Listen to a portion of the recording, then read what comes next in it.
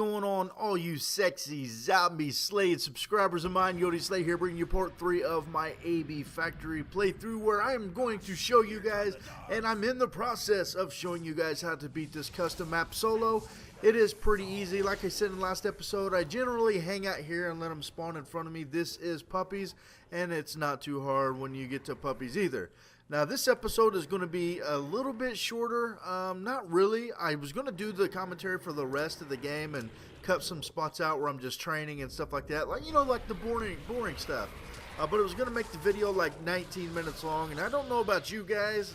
For you guys to do commentaries, you may be able to feel me on this one. It's pretty hard to sit down and talk and try to make it entertaining for 19 minutes, okay? So I chose to cut it in half. Part 4 will have a little bit of it cut out, but you're going to get the idea. You're going to get the idea. In this episode, towards the end, you're going to see how I do utilize the like the room. Remember in like episode 2, well, last episode, Derp, where we fell down the stairs, went into that big like orangish colored room with the teleporter and the 2 expensive ass guns on the wall? Yeah, that's the training room. You're going to see me train for a couple rounds at the end of this episode. And then the last episode is basically me just training that room the entire time. With the exception, I want to show you guys what I do when on a dog round while I'm down there. Because it does change it up, but it is nothing to worry about. It is very easy. This map was actually pretty easy. It's just trying to find the switches with hopefully episode 2 will help you guys do that in case you want to try to conquer this on solo. And it should be simple. With my my beast teachings, you guys should be able to get her done. You should be able to get her done. Now, when I went back and watched episode 2 this morning, it is now 8:13 in the morning after the diarrhea commentary. And, you know, when I was talking about being sick, it was a long night. It was a long night, okay?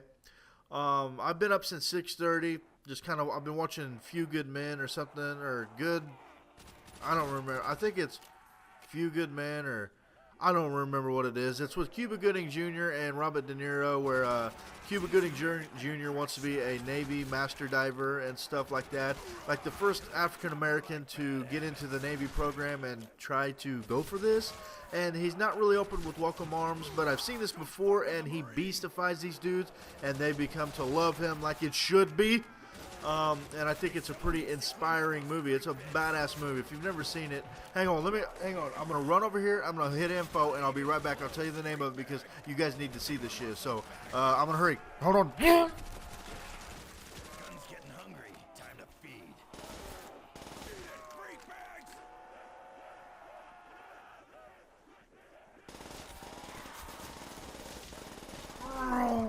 All right. It's not called Few Good Men. It's called Men of Honor. So it's a pretty beast movie. If you like those inspiring type movies, and it's actually pretty decent, I suggest checking it out. But man, last night was a long night. You know, I've been laying there on the couch trying to rip ass or something like that, and be afraid to do it. So every time I had to fart, I would just go sit on the toilet just in case. We didn't have any accidents or nothing like that. We persevered and we were good. But it was a long night, and I hate being sick, man. I know you guys don't care about it, so I'll just quit talking about it, but it was just hellaciously bad. And I think right here I'm actually going to go show you this other door to get into the tunnels. You head down there through the Pack-a-Punch. I showed you the door in episode 1 that was in the spawn, and I told you I would show you how to open it. Right here's a little secret like doorway that gets you back into these tunnels. Now, right here you can see where it tees. If you go left, there's another door for 2,000 points. Once you open that, it will bring you back into the spawn right near the PPSH. I didn't want to waste the points because 50,000 points for this Bible ending is a good amount of points. And right there is where the sandbags normally would be. You could see the switch just on the other side of that. And this is where we're going to go train. Now, I mean, it wasn't too big of a deal, but after I did it, I kind of wish I hadn't. I go to buy a Browning off the wall right here, okay? I buy the Browning, and I'm like, hell yeah, we got this. Let's rock out. And then I'm like, I wonder how much ammo is. Holy balls, dude. 4,000 points. Upgraded ammo is 4,500 points. If you're going to do this, you may as well just go upgrade maybe. I don't know. I beat this. Well, you'll see next episode what I beat it. But I never had to buy ammo. I was smart about it, used my PP the entire time. I knew dogs were going to be somewhat coming up, so I used the PP to the max. You know, right there I get the insta-kill because this is the first time ever trying to train down in this room.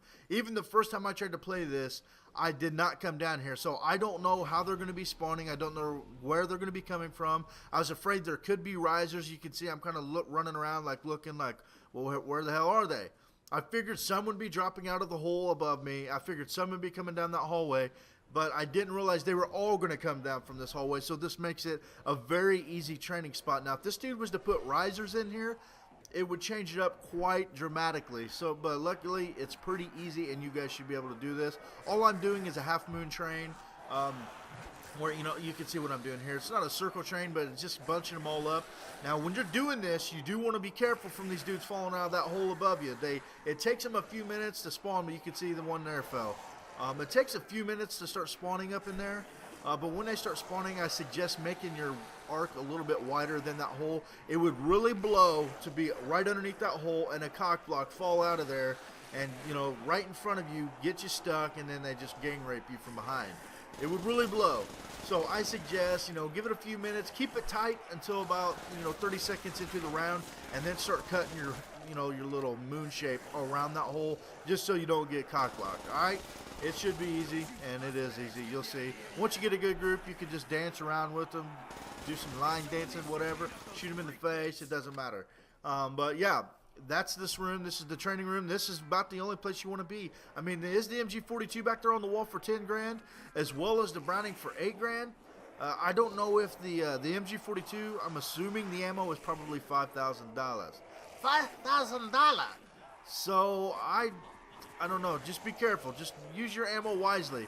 The reason I'm not shooting all these right now, and I'm wanting to get a train build up, is to maximize points to ammo. You know, if you shoot like one zombie, because, you know, your bullets are going through each zombie and injuring the zombies behind them. So you might as well get a group going like I'm doing here and utilize your ammo to the fullest potential. So that way you don't have to worry about ammo as much, and you don't have to run up to the spawn after every round to get PP ammo and stuff like that. So that's what I did, and it made it pretty easy. You know, use the Browning for backup is another suggestion. You don't want to be buying ammo for that thing. 4,000 points is pretty recalculous, dudes. Recalculous. But yeah, I hope you're enjoying this little walkthrough of AB Factory. No, it's not a live commentary, obviously. Generally, I do live commentaries when I'm trying to do a map with a Bible ending, but I did not know how this map here was going to turn out, like I said in episode 1. If you're enjoying this little series and me trying to walk you guys through this beast of a map, please hit that like button and show me some lovin's for all the time I put into this. Man, I'm sick right now. Up at the ass crack of dawn doing a commentary for you guys. You know that awkward moment when you have to ask your subscribers for a like? Dude, it's so awkward. It makes me feel dirty every time I ask you guys to like leave a rating or whatever. Now, when I say at the end of my video, if you enjoyed this, please remember to rate and subscribe. I've been saying that since like my second video on YouTube. That does not feel dirty, but anytime I'm like, if you enjoyed this video, please like it. It's awkward, man. It feels wrong, and I don't know why. It should be just, you know, it should be something just to ask for, man. Show you, but dude, it's always awkward. Any commentator can tell you that. I mean, some of them got it down. White Boy 7th Street, he's been doing it so long, and he doesn't really, I don't think he has a soul. I'm just kidding, dude. But, you know, like some of them that's been doing it for a while, they got that shiz down. Like me, because you get hated on so much if you ask for likes, it's just like, it feels awkward. I feel dirty. I feel like I stuck it to a prostitute without a rubber. Maybe. I don't know. I don't really know what that feels like. And I don't know how that analogy came. I don't know what that was supposed to mean. Never mind. But yeah, anytime you see double points on this map too, you may as well grab them because 50,000 points is a lot of points. Why do I keep doing like weird accents like that? But yeah, if you're enjoying this series, you know, like it. If you're not enjoying it, and you know, dislike the video, bro. Dislike the video, but give me some constructive criticisms. Tell me why you're disliking this video so I can make it better for you and your mother. But I don't know. I'm clearly running out of things to say. See, this is why I cut the episode in half. just think if I was going to try to carry this on for 9 more minutes. I'm sure I could think of something to say. I could start straying off on different subjects, just random ass shiz. But you guys probably wouldn't watch that. You'd probably fast forward towards the end and stuff like that. But this is a very easy training room. Like I've said 100 times, I'm probably just going to wrap this up now. You know, like I said, next episode is going to be, I'm going to cut a little bit out because you don't want to see. I'll spoil it now. I beat this map on round 19. We got a dog round in there, and I want to show you guys how to beat the dogs while you're down here because it's different than upstairs. They don't spawn. Well, I guess they kind of do. You'll see in the next episode. Dogs are very easy. Don't be worried if you're down here. I would show you the end in this episode if it wasn't for the dogs and all that stuff. So next episode will be pretty quick, but it's going to teach you what to do with those dogs. And right here, I'm just basically trying to get this max ammo before she disappears. But I want to get this last spray. So guys, if you enjoyed this, please remember to rate and subscribe. Yodi, signing out.